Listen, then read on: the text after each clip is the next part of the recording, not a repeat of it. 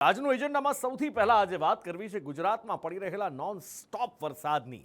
રાજ્યમાં જ્યારથી ચોમાસું બેઠું છે ત્યારથી જ ગુજરાતમાં રોકાયા વગર અવિરત વરસાદ પડી રહ્યો છે અને આજે પણ સાર્વત્રિક વરસાદ વરસ્યો છે અને હવે તો કચ્છ અને ઉત્તર ગુજરાતમાં પણ મેઘાનું જોર વધ્યું છે।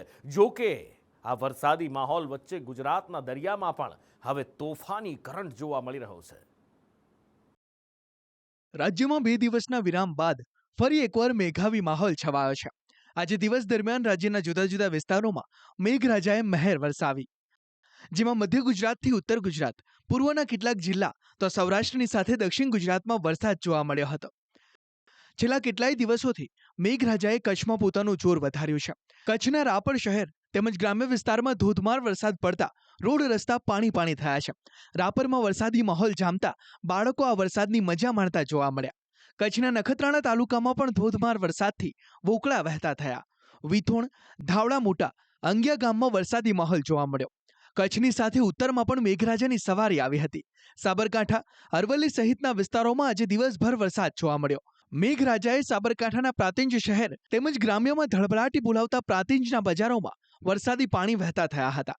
પ્રાંતિજના પોગલું, પિલુન્દ્રા, વદરાળ અને બાકલપુરમાં પણ વરસાદ જોવા મળ્યો હતો। અરવલ્લીના મોડાસા તેમજ ગ્રામ્ય વિસ્તારમાં વરસાદી માહોલ જામેલો જોવા મળ્યો।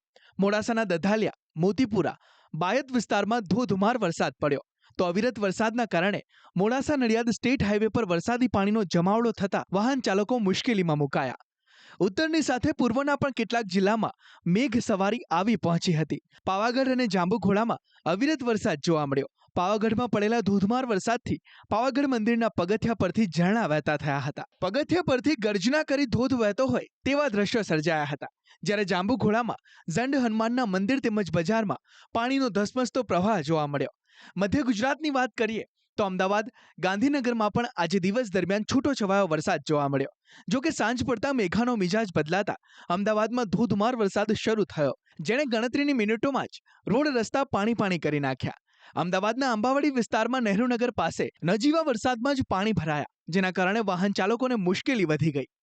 શહેરના પશ્ચિમ ભાગમાં છેલ્લા થોડા કલાકોથી ધીમીધારે વરસાદ જે છે તે વરસી રહ્યો છે અને તેના કારણે કેટલાક વિસ્તારો એવા છે કે જ્યાં પાણી ભરાવાની સમસ્યા જે છે તે થઈ રહી છે। આજે દ્રશ્યો દેખાઈ રહ્યા છે આંબાવાડી સર્કલથી નહેરુનગરનો જે આ માર્ગ છે ને ત્યાંના આ દ્રશ્યો છે કે આ જે માર્ગ નહેરુનગરથી આંબાવાડી સર્કલ તરફ આવી રહ્યો છે, આ રોડનો એક ભાગ જે છે તે સમગ્ર રોડ પાણીમાં ગરકાવ થઈ ગયો છે અને તેના કારણે વાહન ચાલકો છે તે અહીંથી પસાર નથી થતા, કારણ કે શહેરમાં છેલ્લા થોડા દિવસથી જે વરસાદની સ્થિતિ થઈ હતી ને તેમાં જે અકસ્માતો બન્યા છે અને તેના કારણે હવે સામાન્ય પાણી ભરાણું હોય તો પણ લોકો જે છે તે આ પાણીમાંથી પસાર થતા 100 વાર વિચાર કરે છે અને તેના કારણે જ ઠેર ઠેર ટ્રાફિક જામની સ્થિતિ પણ સર્જાઈ રહી છે।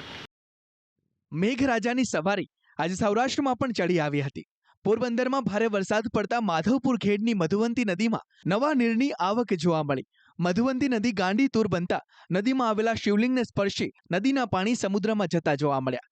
મેઘાવી માહોલ વચ્ચે સૌરાષ્ટ્રના મોટાભાગના દરિયામાં કરંટ જોવા મળ્યો હતો। ગીર સોમનાથમાં દરિયો આજે દિવસભર ઉલાળ્યા મારતો જોવા મળ્યો। ઉનાના સૈયદ રાજપુરમાં ગાંડાતૂર બનેલા દરિયાની થપાટથી એક મકાન ધરાશાયી થઈ ગયું। દરિયાના મોજા મકાન પર હથોડા માફક પડી રહ્યા હતા। જો કે આ સમગ્ર ઘટના એક વિડીયોમાં કેદ થઈ છે। સૈયદ રાજપુર ગામે પ્રોટેક્શન વોલ ન હોવાથી અન્ય પણ કેટલાક મકાનોને નુકસાન થઈ રહ્યું છે। સૌરાષ્ટ્રની સાથે દક્ષિણ ગુજરાતના દરિયાનો પણ તોફાની મિજાજ જોવા મળ્યો। સુરત ઓલપાડના ઢભારી પાસે દરિયામાં ભારે કરંટથી 10 ફૂટ ઊંચા મોજા ઉછળતા દેખાયા। સુરતમાં પણ ટૂંકા વિરામ બાદ મેઘરાજાએ ફરી જમાવટ બોલાવી। જો કે આ વખતે મેઘરાજા માપે માપે વરસી રહ્યા છે। શહેરના અઠવા, અડાજણ, ખટોદરા સહિતના વિસ્તારમાં વરસાદ દેખાયો।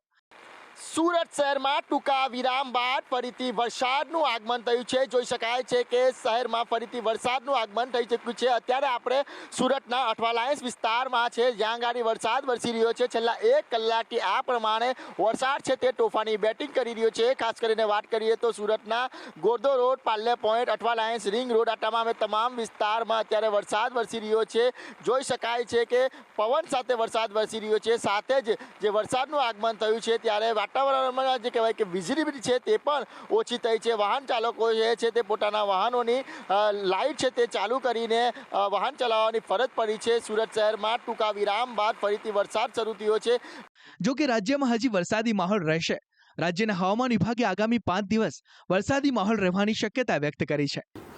अभी अगले 5 दिन हमारा थंडरस्टॉर्म का भी वार्निंग रहेगा पूरा गुजरात राज्य के लिए। इसमें विंड स्पीड रहेगा 30 to 40 किलोमीटर प्रति घंटा और लाइटनिंग के साथ एक थंडरस्टॉर्म वार्निंग है। તો હવામાન શાસ્ત્રી અંબાલાલ પટેલે જુલાઈના પ્રથમ સપ્તાહમાં મેઘો દક્ષિણ ગુજરાતમાં તૂટી પડશે તેવી આગાહી વ્યક્ત કરી છે। જુલાઈના પ્રથમ સપ્તાહમાં ખાસ કરીને 3 જુલાઈ અને 6 જુલાઈની આસપાસ ભારે વરસાદ થવાની શક્યતા રહે છે। તારીખ 9 થી 15 જુલાઈમાં પણ વરસાદ થવાની શક્યતા રહે છે। સૌરાષ્ટ્રના અન્ય ભાગોમાં પણ વરસાદ થવાની શક્યતા રહે છે। લગભગ તારીખ 3 જુલાઈથી લગભગ ચોમાસું ધરી ઉપર નીચે થતાં ઉત્તર ગુજરાતના ભાગોમાં ભારે અતિભારે વરસાદ થવાની શક્યતા રહે છે।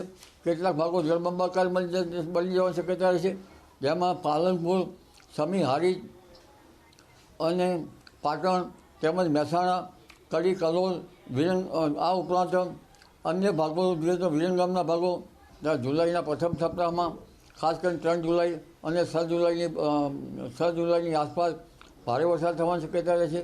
તારીખ 9 થી 15 જુલાઈમાં પણ વરસાદ થવાની શક્યતા રહે છે।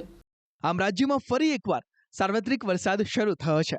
જો કે બીજા રાઉન્ડમાં મેઘાનો મિજાજ થોડો શાંત જોવા મળી રહ્યો છે, જેનાથી લોકોને પણ રાહત મળી છે। બ્યુરો રિપોર્ટ, સંદેશ ન્યૂઝ।